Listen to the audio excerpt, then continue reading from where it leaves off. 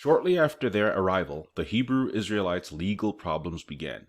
Israel initially granted them citizenship, right? Initially granted them citizenship, but subsequently revoked it after changes in its law of return, which grants automatic citizenship to Jews. Doesn't that sound familiar? Doesn't that sound like another nation that makes a bunch of promises to black people and says, "Don't worry, we're gonna take care of you. We're gonna take care of you. We're gonna right the wrongs that have been done. Don't worry, we got you. Okay, here we're signing this. Here's your 40 acres and a mule. Oh wait, nope, sorry, I'm taking that back. We signed that into law, but we're taking it back." Doesn't this sound just like a certain other country? Huh?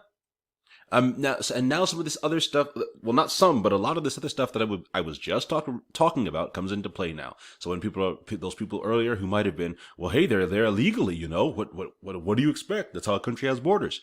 You see this two-facedness, this wicked, I can't think of another word. This wickedness.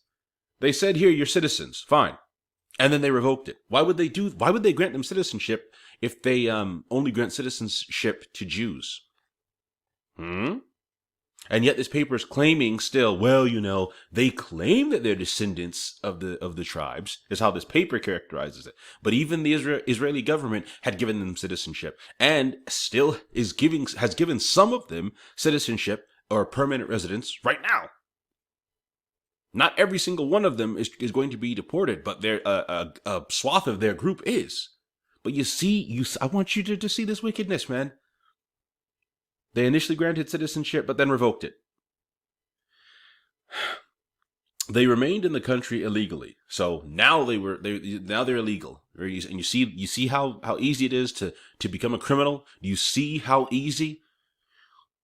So now they remained in the country illegally. That makes them criminals. As far as the definition of the law is concerned, that makes these people criminals who were granted the rights and then had them revoked. Some of them stateless after renouncing their U.S. citizenship until the early 1990s when they began receiving a temporary Israeli residency. A turning point came in 2002 after a Palestinian gunman killed 6 people at a bat mitzvah party, including a 32-year-old Hebrew Israelite singer who had been performing. In response, Israel started granting the community members permanent residency. Okay. Permanent residency. Again, we know how the Israeli government is, how it operates. Why would they be, fine, here, have some citizenship or have at least some permanent residency. And we know how hard it is to get in there, let alone be granted permanent residency, citizenship, anything of the sort.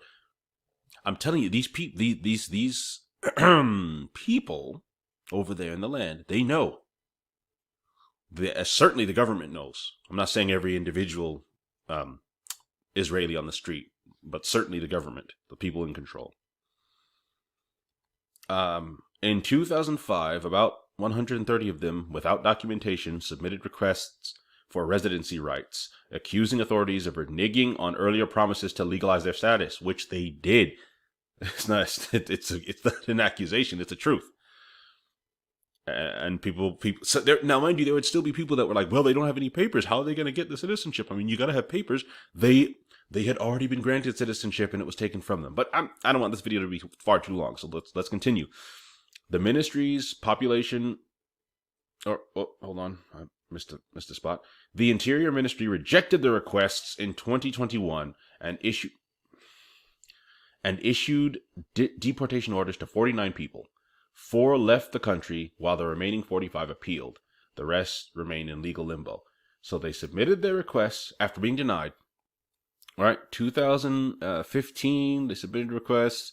Okay, so that is 6 years. 6 years later, they're like, nope. The government, which there's no reason for it to take that long, but you know how garbage the things like this are and work. No reason for it to take that long. It's not like the government didn't know who they were or their story or anything. Had no reason for it to take that long. And I promise you, it wouldn't have taken that long if it had been European Jews. Okay, we all know that this wouldn't be happening if it was European Jews